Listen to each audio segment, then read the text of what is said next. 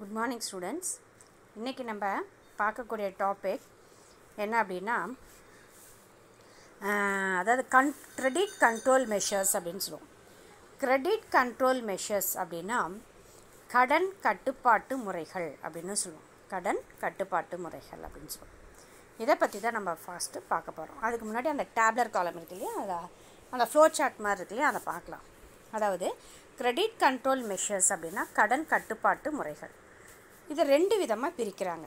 General அப்படின்னா quantitative, அதாவது கடன் அளவு கட்டுப்பாட்டு முறைகள் அப்படின்னு நம்ம சொல்கிறோம். அடுத்து தன்மையினுடைய அடிப்படையில், அதாவது செலக்டிவ் குவாலிட்டேட்டிவ். செலக்டிவ்னா கடன் தன்மை. இது ஃபஸ்ட்டு கடன் அளவு கட்டுப்பாடு, இது கடன் தன்மை கட்டுப்பாட்டு முறைகள்னு சொல்கிறாங்க. இதில் ஜென்ரலில் பார்க்கும்போது பேங்க் ரேட் அப்படின்னா வங்கி விகித கொள்கைன்னு சொல்கிறாங்க. ஓப்பன் மார்க்கெட் ஆப்ரேஷன்ஸ்னால் வெளிச்சந்தை நடவடிக்கைகள்னு சொல்லலாம்.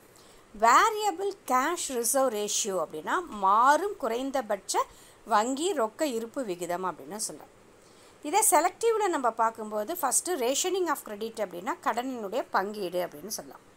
அடுத்து செகண்ட் ஒன் பார்த்திங்கன்னா டைரக்ட் ஆக்ஷன் அப்படின்னா நேரடியான செயல்பாடுகள் அல்லது நேரடியான நடவடிக்கைகள் அப்படின்னு சொல்லலாம். அடுத்தது மாரல் சூஷன் அப்படின்னா நெறிமுறை தூண்டல். மாரல் சூஷன் என்னது? நெறிமுறை தூண்டல்னு சொல்லலாம்.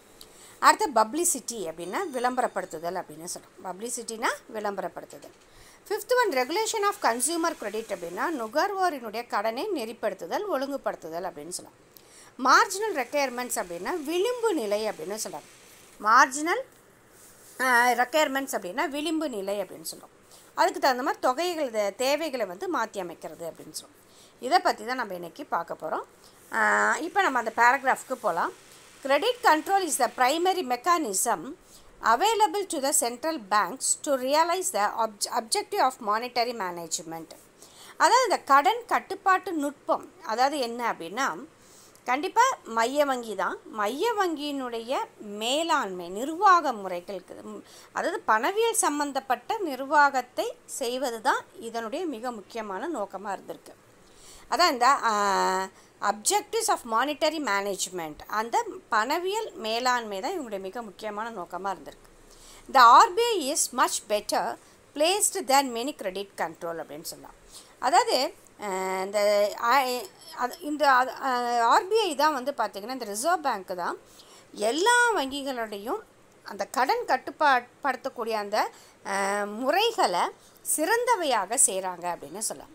The statutory basis for the control of the credit system by the Reserve Bank is embodied in the Reserve Bank of India Act 1934 and the Banking Regulation Act 1949. 1934 reserve வங்கி என்ன செஞ்சுருக்காங்க அப்படின்னு நம்ம பார்க்கும்பொழுது வங்கி சட்டம் அப்படின்னும் 1949 வங்கி நெறிமுறை சட்டம் அப்படின்னு சொல்லிட்டு அந்த சட்டத்தின் கீழே அதனுடைய சட்டத்தில் என்ன கொடுத்துருக்காங்களோ சட்டத்தினுடைய அடிப்படையில் தான் இந்த ரிசர்வ் பேங்க் செயல்பட்டது அப்படின்னு சொல்கிறாங்க. அதனால் பார்த்திங்கன்னா இந்த ரிசர்வ் வங்கி மற்ற நாடுகளை விட முன்னாடி சொன்ன இல்லையா, மற்ற நாடுகளோட கடன் கட்டுப்பாட்டு முறைகளை சிறப்பான முறையில் செயல்படுத்திட்டு வந்துட்டுருக்கு அப்படின்னு சொல்கிறோம்.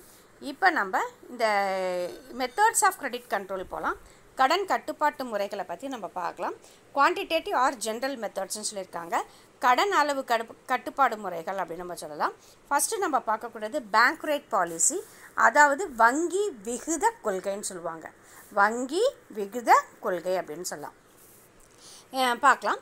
த bank rate is the rate at which the central bank of country is prepared to rediscount the first class செக்யூரிட்டிஸ்னால் பத்திரங்கள்னு அர்த்தம். இதுக்கு பார்த்திங்கன்னா டிஸ்கவுண்ட் ரேட் பாலிசின்னு ஒரு பேர் வச்சுருக்காங்க. அதாவது தள்ளுபடி விகித கொள்கைன்னு இதை சொல்லலாம். தள்ளுபடி விகித கொள்கைன்னு இதை வர்ணிக்கிறாங்க. ஸோ இந்த மைய வங்கின்னு பார்த்திங்கன்னா அப்படின்னா என்ன, பேங்க் ரேட் பாலிசினா என்ன அப்படின்னா, it means the bank is prepared to advance loans on approved securities to it's member banks அப்படின்னு சொல்லுவோம். மெம்பர் பேங்க்ஸ்னு உறுப்பினர் நாடுகள் நமக்கு தெரியும். ஸோ இந்த சென்ட்ரல் பேங்க்கினுடைய மிக முக்கியமான ஒர்க் என்ன அப்படின்னு நம்ம பார்க்கும்போது, ஸோ மைய வங்கியானது எந்த விகிதத்தில் தன்னுடைய மாற்று சீட்டுகளையும் பிணையங்கள்லாம் அந்த வைப்புகளாக வைக்கிறாங்க இல்லையா, அதை தள்ளுபடி செய்கிறதோ எந்த நிலையில், அதை ஃபஸ்ட்டு ஸ்டேஜ்லேயே தள்ளுபடி செய்கிறதுக்கு பேர் தான் அது என்னன்னு சொல்கிறாங்கன்னா இந்த இடத்துல வங்கி விகித கொள்கைன்னு சொல்கிறாங்க. as a central bank is only the lender of the last resort of bank rate is normally higher than the market rate. அங்காடி விகிதத்தை விட இந்த வங்கி விகிதம் பார்த்திங்கன்னா ரொம்ப குறைவாக தான் இருக்கும் அப்படின்னு சொல்லலாம். For example, if the central bank wants to credit control, ஒருவேளை மைய வங்கி வந்து கடனை கட்டுப்படுத்தணும்னு நினச்சாங்கன்னா it will rise the bank rate. ஆனால் வங்கி விகிதத்தை அவங்க என்ன செஞ்சுருவாங்கன்னு பார்த்தீங்கன்னா அதிகரிப்பாங்க. As a result, the deposit rate and other lending rates in the money market will go up. அப்போ ஒருவேளை வங்கி விகிதத்தை அதிகரிச்சிட்டாங்க அப்படின்னம்னா ஆட்டோமேட்டிக்காக வைப்புகளாக வச்சுருக்கக்கூடிய அந்த விகிதமும் சரி இல்லை கடன் கொடுக்குற அளவுகளும் பார்த்திங்கன்னா கண்டிப்பாக இதை என்ன சொல்லுவாங்க அதிகரிக்க ஆரம்பிச்சிடும் அப்படின்னு சொல்லுவாங்க. So borrowing will be discouraged and will lead to the contraction of credit vice versa அப்படின்னு சொல்லுவாங்க. அப்போ இதுலேருந்து நமக்கு என்ன தெரியுது அப்படின்னா மைய வங்கி தன்னுடைய தள்ளுபடி டிஸ்கவுண்ட் பண்ணுறாங்க இல்லையா, குறைக்கிறாங்க இல்லையா, அல்லது தள்ளுபடி பண்ணாங்கன்னா கண்டிப்பாக அந்த தள்ளுபடியின் மூலமாக வட்டி விகிதம் வந்து என்ன செஞ்சுன்னா அதிகரிக்கும். ஸோ வட்டி அதிகரிச்சதுன்னா அப்போ என்ன பண்ணுவாங்க, மக்கள் கடன் வாங்கிறதுக்கான அளவை குறைச்சிருவாங்க. ஸோ அதனால் என்ன ஆகுதுன்னு பார்த்தீங்கன்னா அந்த இடத்துல பணவாட்டம் தான் பணவீக்கத்தை கண்ட்ரோல் பண்ண முடியும். சப்போஸ் ஒருவேளை டீஃப்ளேஷன் சொல்லக்கூடிய அந்த பணவாட்டம் அந்த காலத்தில் பார்க்கும்போது அந்த நேரத்தில் பார்க்கும்போது வங்கிகள் என்ன பண்ணுவாங்கன்னா தள்ளுபடியுடைய விகிதத்தை குறைச்சிடுவாங்க. அப்படி குறைச்சிட்டாங்கன்னா வட்டி விகிதம் என்ன ஆகும், ஆட்டோமேட்டிக்காக குறைஞ்சி போயிடும். வட்டி குறைஞ்சதுன்னா மக்கள் என்ன செய்ய ஆரம்பிப்பாங்க, நிறைய கடன் வாங்குறதுக்கு முன் வருவாங்க. ஸோ அதனால் பணத்தினுடைய அளிப்பு கடனுடைய அளிப்பு அதிகமாகும். அதுக்கப்புறமேல் தான் அந்த பணவாட்டத்தை பணத்தினுடைய அளிப்பு அதிகரித்து பணவாட்டத்தை கண்ட்ரோல் பண்ண முன் வருவாங்க அப்படின்னு சொல்கிறாங்க. ஸோ இந்த இடத்துல பார்த்திங்கன்னா ரெண்டே பாயிண்ட் மெயின் பாயிண்ட்டை நமக்கு வச்சுக்கணும். சென்ட்ரல் பேங்க் என்ன செய்கிறாங்கன்னா பணவாட்ட காலத்தில் ஃபஸ்ட்டு வந்து பார்த்திங்கன்னா தள்ளுபடி விகிதத்தை அதிகப்படுத்தினாங்கன்னா கண்டிப்பாக வட்டியினுடைய அளவு அதிகரிக்கும். அதனால் கடன் அளவை கட்டுப்படுத்தலாம். இது ஒரு மெத்தட். செகண்ட் மெத்தட் என்ன பண்ணுறாங்க அப்படின்னா தள்ளுபடி விகிதத்தை குறைச்சிட்டாங்கன்னா வட்டி விகிதம் குறைஞ்சிரும். அதனால் என்ன பண்ணால் கடனோட அளவு அதிகரிக்கும் அப்படிங்கிறது தான் இதில் சொல்ல வராங்க. Second point open market operations அப்படின்னு சொல்கிறாங்க, வெளிச்சந்தை நடவடிக்கைகள்னு சொல்லலாம். In narrow sense the central bank starts a purchase and sale of government securities in the money market. ஒரு குறிப்பிட்ட அளவில் நம்ம பார்க்கும்பொழுது சென்ட்ரல் பேங்க் என்ன செய்கிறாங்கன்னா ஓப்பன் மார்க்கெட் அப்படின்னா சந்தை, பொது சந்தைன்னு சொல்லுவோம்.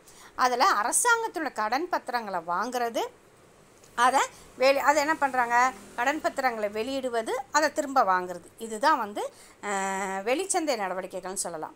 அதாவது அரசினுடைய பத்திரங்களை வாங்குறது திரும்ப கொடுக்கறது, இதுதான் ஓப்பன் மார்க்கெட் ஆப்ரேஷன்ஸ் அப்படின்னு சொல்கிறோம்.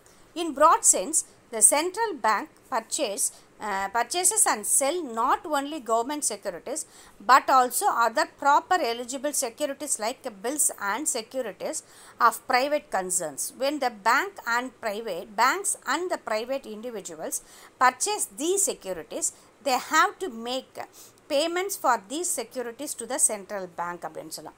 அதாவது பார்த்திங்கன்னா இன்னும் கொஞ்சம் நம்ம டீட்டெயிலாக நம்ம பார்க்கணும் அப்படின்னம்னா இந்த சென்ட்ரல் பேங்க் என்ன செய்கிறாங்கன்னு பார்த்திங்கன்னா கடன் பத்திரங்களை அரசினுடைய பத்திரங்களை மட்டும் வாங்கிறது இல்லை, தனியார் நிறுவனுடைய பத்திரங்களையும் அது குவாலிட்டியான எலிஜிபிளான பத்திரங்களாக இருந்தால் அதையும் வாங்கி இவங்க என்ன பண்ணுறாங்க, விற்கிறாங்க, திரும்ப வாங்குறாங்க அப்படின்னு சொல்லலாம்.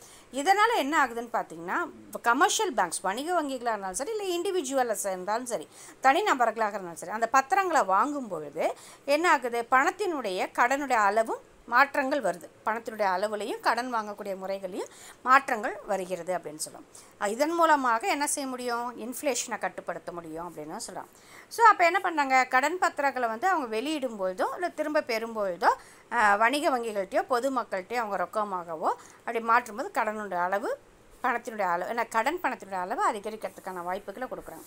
என்ன சொல்கிறாங்க இதில் அப்படின்னு நம்ம பார்க்கும்போது ஓப்பன் மார்க்கெட் ஆப்ரேஷன்ஸ்னால் என்ன சொல்கிறாங்க, வெளிச்சந்தை நடவடிக்கைன்னு அரசாங்கத்தினுடைய பத்திரங்களை வாங்கி விற்கிறதன் மூலமாக கடனுடைய அளவை அதிகரிக்க முடியும், அதே சமயத்தில் பணப்புழக்கத்தை அதிகரிக்க முடியும்னு சொல்கிறாங்க. இன்னும் என்ன சொல்கிறாங்கன்னா அரசாங்கத்தினுடைய பத்திரங்களை மட்டும் இவங்க வாங்குறதில்ல, தனியார் நிறுவனங்களுடைய பத்திரங்களும் எலிஜிபிள் இருந்தால் அதையும் இவங்க வாங்கி என்ன செய்கிறாங்கன்னா விற்பனை செய்கிறது, திரும்ப வாங்குறது. இந்த மாதிரி என்ன பண்ணிகிட்ருக்காங்க, சுழற்சிகள் நடந்துக்கிட்டே இருக்கும். அப்படி அந்த சுழற்சிகள் நடக்கும்போது ஆட்டோமேட்டிக்காக என்ன ஆகுதுன்னு பார்த்தீங்கன்னா பணப்புழக்கம் எப்படி இருக்குது அப்படின்னா அதிகரிக்க ஆரம்பிக்கும் அப்படின்னு சொல்கிறாங்க. இதுதான் வந்து ஓப்பன் மார்க்கெட் ஆப்ரேஷன்ஸ். அடுத்தது வேரியபிள் ரிசர்வ் ரேஷியோ அப்படின்னு சொல்லுவாங்க. மாறும் ரொக்க இருப்பு விகிதம் அப்படின்னு சொன்னால் கேஷ் ரிசர்வ் ரேஷியோ அப்படின்னு சொல்லக்கூடிய ரொக்க இருப்பு விகிதம். இதை பார்க்கலாம். மக்கள் அதாவது பேங்க் எவ்வளவு வச்சுருக்கலாம் அப்படின்னு சொல்லிட்டு ஒரு லிமிட்டேஷன்ஸ், அதுதான் கேஷ் ரிசர்வ் ரேஷியோ அப்படின்னு சொல்லலாம். Under this system, the central bank controls a credit by changing the cash reserve ratio. அதாவது ரொக்க இருப்பு விகிதம்னா வணிக வங்கிகள் வந்து எவ்வளோ டெபாசிட்ஸு இல்லை டைம் டெபாசிட்ஸாக இருக்கட்டும், கால வைப்புகளாக இருக்கட்டும், எதுவாக இருந்தாலும் சரி ஒரு குறிப்பிட்ட அளவு அவங்க வச்சுருக்கணும். அதுதான் வந்து கேஷ் ரிசர்வேஷன் சொல்லுவாங்க. For example, if the commercial banks have excessive cash reserve on the basis of which they are creating too much of credit, this will be harmful for the larger interest of the economy அப்படின்னு சொல்லுவோம். So இதுதான் வந்து பார்த்திங்கன்னா மைய வங்கி இப்போ வந்து பார்த்திங்கன்னா இந்த மாதிரி வைப்புகளை என்ன பண்ணுறாங்க, ஒரு குறிப்பிட்ட சதவீதம் வரைக்கும் அவங்க வச்சுருக்கணும், இருப்பாக அவங்க வச்சுருக்கணும். ஸோ இதை வந்து ரூல்ஸ் இப்படி தான் ஃபாலோ பண்ணிகிட்டே வந்துட்டுருக்காங்க. அதனால் கேஷ் ரிசர்வ் ரேஷியோ இதுக்கு பேர் தான் என்னென்னு பார்த்திங்கன்னா ரொக்க இருப்பு விகிதம்னு சொல்கிறாங்க. Then so it will raise the cash reserve ratio which the commercial banks are required to maintain the central bank. So இந்த வணிக வங்கிகள்கிட்ட இருக்கக்கூடிய இந்த பணம் இதெல்லாமே பார்த்தீங்கன்னா அந்த தேவைக்கு ஏற்ப தகுந்த மாதிரி கடனுடைய பணத்தை இவங்க உருவாக்குறாங்க அப்படின்னு சொல்லலாம். ஸோ இதனால் இதனாலே பொருளாதாரத்தில் சில எதிர்பாராத விளைவுகளும் ஏற்படும் அப்படிங்கிறது ரொம்ப நம்ம யோசிக்க வேண்டிய ஒரு விஷயம்தான் அப்படின்னு சொல்லலாம். அதனால் இந்த சென்ட்ரல் பேங்க் என்ன செய்கிறாங்கன்னா வேறு வழி இல்லை, அதிகாரப்பூர்வமாக ரொக்க இருப்பு விகிதத்தை அவங்க உயர்த்தி அதன் மூலமாக வங்கி கடன் அளவை இது கட்டுப்படுத்துகிறாங்க அப்படின்னு சொல்லி என்ன சொல்ல வராங்க இந்த டாப்பிக்கில் அப்படின்னு பார்த்தோம்னா, கேஷ் ரிசர்வ் ரேஷியோனா ஒரு குறிப்பிட்ட அளவு குறிப்பிட்ட சதவீதம் அவங்க என்ன பண்ணியிருக்கணும்னா வைப்புகளாக கண்டிப்பாக வச்சுருக்கணும். இது வந்து மைய வங்கியோட சட்டத்தை பின்பற்றுறாங்க. இதுதான் ரொக்க இருப்பு விகிதம், கேஷ் ரிசர்வ் ரேஷியோன்னு சொல்கிறாங்க. இந்த கேஷ் ரிசர்வ் ரேஷியோ பார்த்திங்கன்னா ரொக்க இருப்பு விகிதத்துக்கும் கமர்ஷியல் பேங்க்ஸ் வணிக வங்கிகள் வழங்கக்கூடிய கடன் அளவுக்கு ரெண்டுமே ஆப்போசிட் டைரக்ஷன்ஸ் இருக்குது அப்படின்னு சொல்லலாம். ஏன்னா கமர்ஷியல் பேங்க்ஸ் வந்து பார்த்திங்கன்னா வணிக வங்கிகள் வந்து தங்களுடைய சூழ்நிலைக்கு தகுந்த மாதிரி அவங்க தேவையினுடைய கடனுடைய அளவை அதிகரிக்கிறதுக்கான வாய்ப்புகள் இருக்குது அப்படின்னு சொல்லலாம்.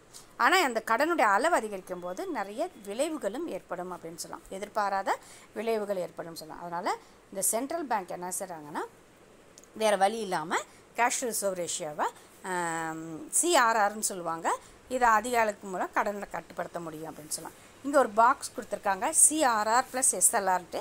சிஆர்ஆர் அப்படின்னா கேஷ் ரிசர்வ் ரேஷியோ, எஸ்எல்ஆர் அப்படின்னு நம்ம பார்க்கும்பொழுது சட்டப்பூர்வமான, அதாவது பார்த்திங்கன்னா சட்டப்பூர்வ நீர்மை விகிதம் அப்படின்னு நம்ம சொல்லலாம். ஸோ இதுதான் வந்து இப்போ பாக்ஸில் கொடுத்துருங்க. ஒருத்தர் 1000 ரூபா டெபாசிட் பண்ணுறாரு, சிஆர்ஆர்னால் 6% இருக்கணும், எஸ்எல்ஆர்னால் 20% இருக்கணும். இப்போ சிஆர்ஆர் பார்த்தீங்கன்னா 1000 rupees ஒருத்தர் வந்து டெபாசிட் பண்ணுறாருன்னா அப்போ சிஆர்ஆர்னால் 6%னா அதில் 60 ரூபா, எஸ்எல்ஆர் 20%னா 200 ரூபா. ஸோ இது ரெண்டையும் கூட்டினோம்னா 260 ரூபா. ஸோ 1000 ரூபாயில் 260 ரூபா மைனஸ் பண்ணோம்னா 740 ரூபாய்க்கு தான் அவங்க என்ன செய்யணும்னா கடன் கொடுத்து உதவணும் அப்படின்னு சொல்கிறாங்க. இதுதான் கேஷ் ரிசர்வ் ரேஷியோ அப்படின்னு சொல்லலாம். Similarly, when the central bank desires that the commercial banks should increase the commercial banks should increase the volume of the credit in order to bring about an revival in the economy. The central bank will lower down the cash reserve ratio with a view to expand the lending capacity of the commercial banks. So இதில் நமக்கு என்ன தெரியுது அப்படின்னு நம்ம பார்க்கும்போது இந்த மாற்று ரொக்க இருப்பு விகிதங்கிறது இது ஒரு அந்த மானிட்டரி பாலிசியில் பணவியல் கொள்கையில் மிக முக்கியமான ஒரு கருவியாக செயல்படுது அப்படின்னு நம்ம சொல்கிறோம். ஸோ அது அந்த கடனுடைய அளவை இது வந்து என்ன செஞ்சுக்கலாம், குறைச்சிக்கலாம் அப்படின்னு சொல்லி பணவாட்டத்துக்கு பிறகு என்ன நடக்குது அப்படின்னு பார்க்கும்போது கடனுடைய தேவைப்படுது. ஸோ பணத்தினுடைய அளிப்பு குறைவாக இருக்கும். அப்படின்ற சமயத்தில் அவனை சென்ட்ரல் பேங்க் என்ன செய்கிறாங்கன்னா வங்கி விகிதத்தினுடைய அளவை குறைக்கும்போது வணிக வங்கிகள் என்ன பண்ணாங்க, தங்கிட்ட இருப்பினுடைய அளவை அவங்க வைத்துக்கொண்டு அதுக்கு தகுந்த மாதிரி அவங்க கடன் கொடுக்க முன் வராங்க அப்படின்னு சொல்கிறாங்க. ஆக ரொக்க இருப்பு விகிதம் அதிகமாக இருந்துச்சுன்னா வணிக வங்கிகள் கடனுடைய அளவை குறைச்சிக்குவாங்க.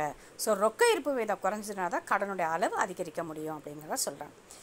Then the variable cash reserve ratio as an objective of monetary policy was first suggested by J.M. Keynes. முதல்ல இந்த மாற்று ரொக்க இருப்பு வீதம் அப்படின்னு பார்க்கும்போது J.M. Keynes தான் இதை நமக்கு ரெக்கமெண்ட் பண்ணாருன்னு சொல்ல முடியும். It was the first followed by Federal Reserve System in United States of America. எப்படி நம்ம இந்தியாவுடைய மைய வங்கி அப்படின்னு நம்ம பார்க்கும்போது ரிசர்வ் பேங்க் ஆஃப் இந்தியா சொல்கிறோமோ அது மாதிரி அமெரிக்காவினுடைய மைய வங்கி வந்து பேர் ஃபெடரல் ரிசர்வ் சிஸ்டம் அப்படின்னு நம்ம சொல்கிறோம். ஸோ இப்போ பார்த்தீங்கன்னா அமெரிக்கா மைய வங்கியும் இந்த சிஸ்டத்தை முதல்ல இவங்களும் அமல்படுத்தினாங்க இதை அப்படின்னு சொல்லலாம். அடுத்தது இந்த commercial banks as per the statute has to maintain the reserve based on their demand deposits and fixed deposits with the central bank called the cash reserve ratio. So இதுதான் ரொக்க இருப்பு விதம். அமெரிக்கா வங்கிகளும் ரிசர்வ் வங்கிகளும் இதை தான் follow பண்ணுறாங்கன்னு தேவை வைப்புகளும் சரி இல்லை ஃபிக்ஸ்டு டெபாசிட்ஸாக இருந்தாலும் அதே மெத்தட் தான் ஃபாலோ பண்ணுறாங்க அப்படின்னு சொல்லலாம். அடுத்தது பார்த்திங்கன்னா if the CRR is high, ஒருவேளை கேஷ் ரிசர்வ் ரேஷியோ அதிகமாக இருந்ததுன்னா கமர்ஷியல் பேங்க்ஸ் என்ன பண்ணுவாங்கன்னா வட்டி விதத்தை குறைச்சிருவாங்க. அதான் credit will be less and if the CRR is low, ஒருவேளை சிஆர்ஆர் குறைஞ்சிடும் கமர்ஷியல் பேங்க்ஸ் வட்டி விகிதத்தை அதிகரிப்பாங்க அப்படின்னு சொல்லலாம். அடுத்தது சேச்சுரேட்டரி லிக்விடிட்டி ரேஷியோ அப்படின்னா சட்டப்பூர்வ நீர்மை விகிதம் அப்படின்னு சொல்லியிருக்காங்க. சேச்சுரேட்டரி லிக்விடிட்டி ரேஷியோ ஷார்ட்டாக எஸ்எல்ஆர். ஸோ இது 20% அந்த பிக்சரில் கூட நம்ம பார்த்தோம். Is the amount which bank has to maintain in the form of cash gold or approved securities. அதாவது சட்டப்பூர்வ பெறம்னா என்னென்னா பேங்க் வந்து தங்கக்கிட்ட வச்சிருக்கக்கூடிய அந்த ரொக்கம் தங்கம் அதுக்கப்புறம் பத்திரங்கள் இதெல்லாம் அடங்கினதான் எஸ்எல்ஆர் அப்படின்னு சொல்கிறாங்க. The quantum is specified as a sum percentage of the total demand and time liabilities அப்படின்னு சொல்கிறாங்க. ஸோ இதில் பார்க்கும்போது நீர்மைத்தன்மையை கொண்ட சொத்துக்களாக இது வர்ணிக்கப்படுகிறதுன்னு சொல்லலாம். இதில் டைம் டெபாசிட்ஸ் இருக்கும், ஃபிக்ஸட் டெபாசிட்ஸும் இருக்கும், கேட் வைப்புகளும் இருக்கும், அதாவது கால வைப்புகளும் இருக்கும் அப்படின்னு சொல்கிறாங்க. ஸோ இதில் பார்த்து it's 1 month's time due to the maturity of a bank அப்படின்னா வங்கிகளின் பொறுப்பில் ஒரு குறிப்பிட்ட சதவீத அளவுக்கு இது இருக்கும் அப்படின்னு சொல்லலாம். ஓகே ஸ்டூடெண்ட்ஸ், அடுத்த டாப்பிக்கோட நம்ம அடுத்த கிளாஸில் பார்க்கலாம். தேங்க்யூ.